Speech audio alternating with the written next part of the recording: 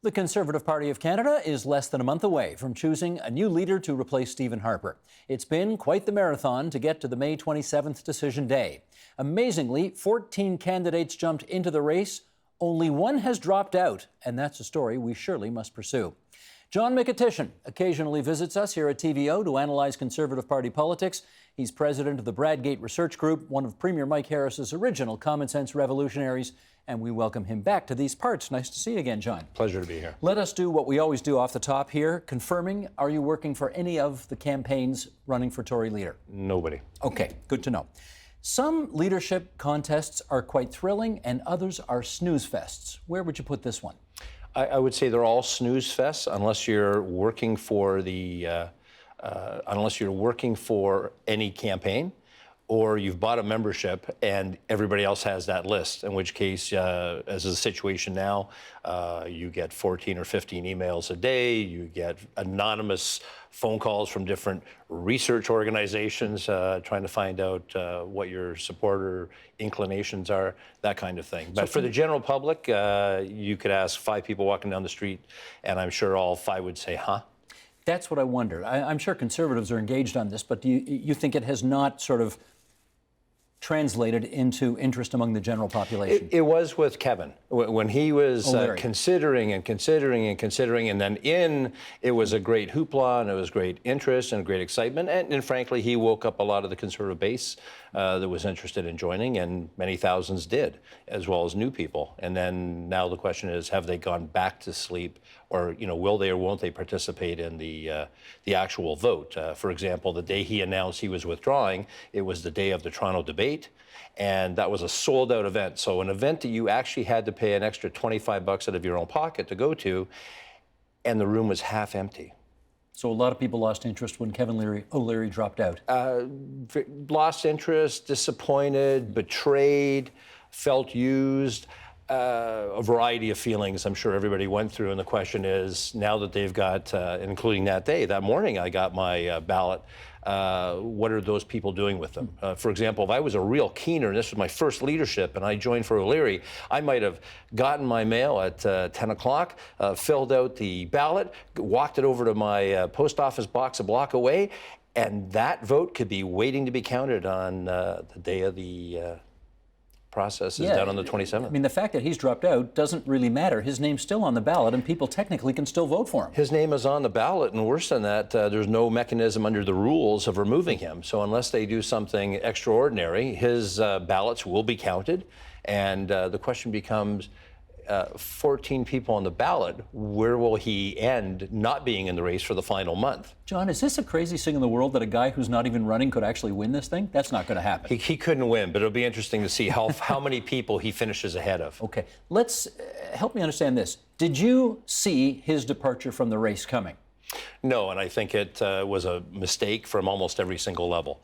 I think first shock is that I think we all underestimated how large his arrogance is and underestimated how small his ego actually is. And what I mean by that is to consider, to put your name forward to be prime minister of this country ultimately, because that's the goal, right? It's not about a party leadership. It takes something, and you have to withstand something. But he, also in a world of the worst political analysis I've ever seen, figured out that he couldn't win the general election. Well, people won't even begin to consider you until you're actually a party leader. So he was looking at some kind of tea leaves and some kind of polling for something 2 years out, and that's the worst political analysis I've ever seen. So this notion that I'm dropping out because I can't win Quebec, you think was way premature? I think it was premature both in the sense of how many seats he thought needed to be won to win the country and get a majority government, as well as how his chances would have been. I think if he had become the leader, and there was a good chance that he could have won the leadership, that I believe him and the team of Conservatives in Ottawa and across the country that, and to be fair, the continued actions of our current Prime Minister would have led to an opportunity for him to absolutely have won the next general election. I know he doesn't like the comparisons to Donald Trump, but what he did by jumping in and then dropping out has given license for those who say you just got into it in order to sort of enhance your brand and get some publicity for the TV shows that you do. He just gave a lot of fuel to those people. Does he not see that? I don't think he really cares too much of other people's opinions, and I think that's, again, shows the height of the arrogance and the lack of ego, because if he really had the ego necessary to become the leader of a political party, he would have had the opinion that he could win what's there now and win what's not there later. This is obviously Trump. The first 2 times he mused about running. Eventually, obviously, he did run and win. Did Kevin O'Leary ever convince you that he could do the job? Which job? The job of winning a party leadership, being a party leader, and being a viable option for Prime Minister of the country in the next election?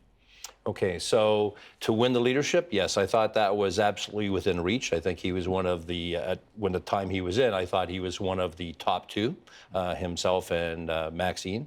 Bernier. The second, who's now the declared front runner and odds-on favorite to win. The second part of that is, could he run a team? And that becomes a real question about leadership style. We've had leaders of political parties that haven't been too much on the team aspect. They can dress it up one way or another, and we've had those who have been great team players. So I think that was an open question. And then the third one is, could he become prime minister? And I think he could have. Whether he would have been one mandate wonder or more, I don't know. But again, that comes back to the team. Okay, let's broaden the discussion here. 14 candidates originally, one's dropped out, O'Leary, now that's down to 13. Who, in your judgment, has performed better than you expected?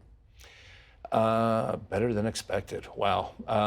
To be fair, I think almost all of them have. When I heard that there was 14 in the race, and I actually started to look at this thing, and the first debate I watched online was the East Coast one, and I was shocked that there was, because you hear 14, you think there's got to be a clown, an idiot, a fool, at least one of those, and there were none.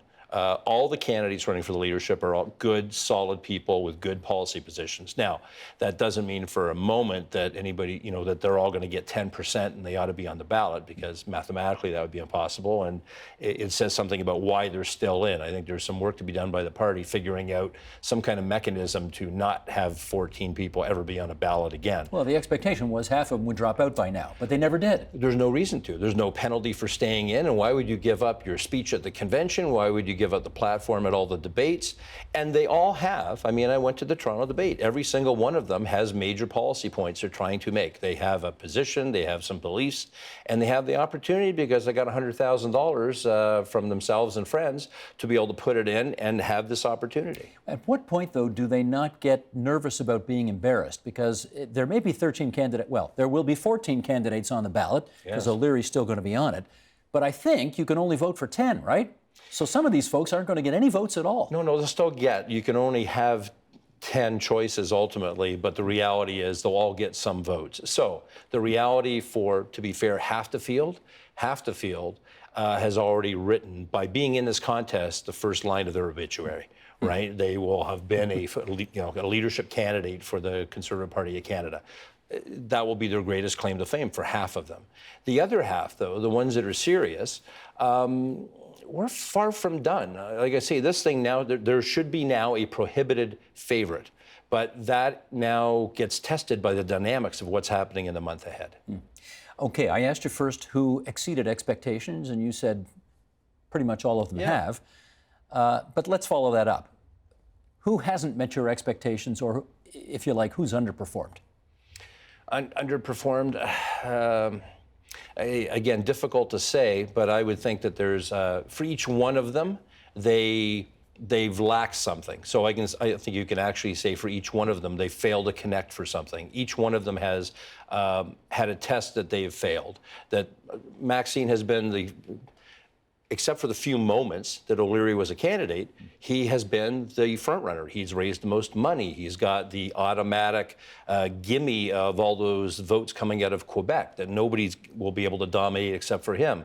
So he starts, a 100-yard dash, 20 yards out, the day he entered the race. So, but why is he in the race now with 13 other people. Why has he not completely dominated? Why has he not driven everybody out of the race and crushed? And you can go through every single one of the candidates and come up with something. Well, let's pick one of the candidates, shall we? Sure. We'll just pull a name out of a hat here. Okay. Because one of the candidates has been getting a great deal of attention for certain positions and a certain style of campaigning that has rubbed, I guess, a number of people the wrong way. We're talking about the MP for Simcoe Grey, and here's a little example of what we might be referring to. Roll it, please, Sheldon. Hello, I'm Kellie Leitch, and I'm running for the leadership of the Conservative Party of Canada. Over the last several months, I've been traveling across the country, speaking to thousands of Canadians. Canadians who are both members of the party and those who are not. Everywhere I go, I hear the same message. Canadians are proud of their country, and they are proud of their unified Canadian identity. What did you think of that video? Oh, I'm really sorry you showed me that, because I like Kellie. I've known her for a long time. I consider her a personal friend. And I can tell you that after I saw that video for the first time, and to be fair, I've only watched it once, I called a couple people on her campaign team and said, if I was to do a comedy skit for Saturday Night Live, or this hour has 22 minutes, that is exactly what I would have done. I think it was overmanaged, overstaged. One of the biggest knocks against Kellie has been people don't believe that she believes what she's saying. So Inauthenticity. Being authentic is one of the biggest challenges for all politicians. The first one is being known, and the second one is people believing you are who you are. And her challenge is people who've known her for 20 years have a hard time believing that she believes any of the things she's campaigning on. And conversely, there's a whole whack of people who are scared to death that she believes everything that she's been saying, and that if elected, she would carry through with them. So just to be clear, what you have heard her evince in this campaign is contrary to the Kellie Leitch you have known for 20 plus years. It doesn't speak to a red Tory version of Canada. Which is what she was. Which is what she's always been known as. And the time when, and let's be clear, politicians evolve. We all evolve over the course of our lifetimes, and I think we all hope to evolve for the better. It wasn't until this leadership campaign, under the direction of the people who are running her campaign, that this Kellie Leitch has been seen or known by anyone. The prevailing theory that I kept hearing was that because there were so many people in the field, she felt a need to differentiate herself significantly from everybody else. Therefore, the videos, therefore, the quote-unquote dog whistle politics, therefore, taking some positions on issues which you may not have held in the past, but which will, in effect, differentiate you. Does that make sense to you? It not only makes sense, it's brilliant strategy, and it's the type of thing that you would look to do to break out of the pack of 14. The problem is you have to do it successfully, and doing it successfully means it's not a problem of some people not liking you, because nobody ever becomes leader with 100%. Patrick Brown, who won the Ontario leadership race with the biggest margin in history, didn't crack 70%. It was only 60-something. Right. So that's not what you're looking for. You're not looking for everyone. But to energize your base, you have to have people attracted to something. So, for example, going into the debate, I saw Kellie on the street last Wednesday, and I congratulated her on O'Leary being out of the race, because I think there's a chance she picks up a considerable chunk of his support, because he spoke to many of the things she spoke to, and their style is very similar. And will that happen or not? There's a group of Ontario moderates that I'm going to put all together, and then let's sort of pick them apart here. Erin O'Toole, Michael Chong, Lisa Raitt. They're all three, I was going to call them Toronto area, which probably is not the right way to say it. Erin O'Toole from Durham, Michael Chong from just west of here, Lisa Raitt from just west of here, Milton. They're all considered good, solid red Tories with some cabinet experience. Is there anything noteworthy about any of them, though, that you think would put one above the others? Again, different strengths, different weaknesses. Lisa, I also congratulated her by O'Leary's departure, because she, before he got in the race, called for him not to, called him out for what she saw was a list of reasons he shouldn't be a candidate, wasn't qualified for the job. So by his departure, she was successful. Has anybody in the country besides me noticed that? Maybe not. But she stands for something, and I've heard her on the stump. So she has a vision of where she wants to go, but the trick is, what do they say? A leader is someone who has a crowd behind him. Someone walking without a crowd is just someone going for a walk. Yeah. So, you know, that'll be tested. Chong is he's a great guy, and he stands for something, and he's been, you know, he stands for democracy. But I got to tell you, he was almost singularly booed, and I'll come to Aaron in a minute, at the debate because he is unrepentant on being in favor of carbon taxes, and that's not what the grassroots of the party want at all. But that's where he stands, and that's what he's campaigning on. So what will that translate into? And then Aaron O'Toole, who again is a great guy and should have, because of his military background, a great network across the country, but also quietly in the back rooms, he also has the burden of the Prime Minister's former campaign manager, Jenny Byrne, who many people, despite lots of protests that she's not involved, believe that she is the puppeteer behind that campaign. And that, which they deny. Which they totally deny. He acknowledges they're friends, but she's not running the campaign. No, her very, very, very good friend, Fred Delory, who is the executive director that used to report to her, is, and I'm sure they never talk. John, you say that with your tongue firmly implanted in your cheek, don't you? Absolutely. I thought so. Absolutely. Okay, the other name that you hear who's expected to be competitive is a guy from Saskatchewan. Maybe not that many people in Ontario know him, although he was the Speaker of the House of Commons when Stephen Harper was the Prime Minister, and that's Andrew Scheer. What do we know about him? It was interesting because somebody actually took a shot at him at the debate for being the Speaker and sitting on the fence, which I've never actually heard a Speaker attacked for being a good speaker before. So that was novel. He's one of those quiet and interesting people. And if you're looking at baskets of interest, he is from the social conservative wing of the party, although most social conservative candidates, the other two big ones in this race, are distancing themselves from him. He has not met the measure according to that group within the party. And he's got 6 kids. That's not good enough? Well, apparently he hasn't met the test. And while he ought to be their final choice or one of their choices, many of them are holding back from him. But given Kevin being out of the race, the ridiculously huge number of actual members now, 259,000 members, was not expected by anybody. 180, when the party was talking quietly, we might crack the 200,000 mark. Nobody believed it. And when all the candidates at the cutoff came out with their truthful number as to what they had sold, usually when you do that on leadership, you add up all the candidates' numbers and it's way in excess of what the actual number is. This is the first time I'm aware of in a leadership where the number of claimed signups is vastly short of the actual number. So there's roughly 50 to 70,000 people who join the party that nobody's claiming. Who do they belong to? Good question. Let's do 2 more things before our time runs out on us here. So we've talked about the main people that we hear mostly about, the top 5 or so candidates, which means there's another, 6, 7, 8 further down that nobody knows anything about, and who have a difficult time, obviously, breaking through with any publicity or coverage at all from the media. Is there one from that group of also-rans that you think, I've been impressed with that person, and they might be more competitive than you suspect? Not at all.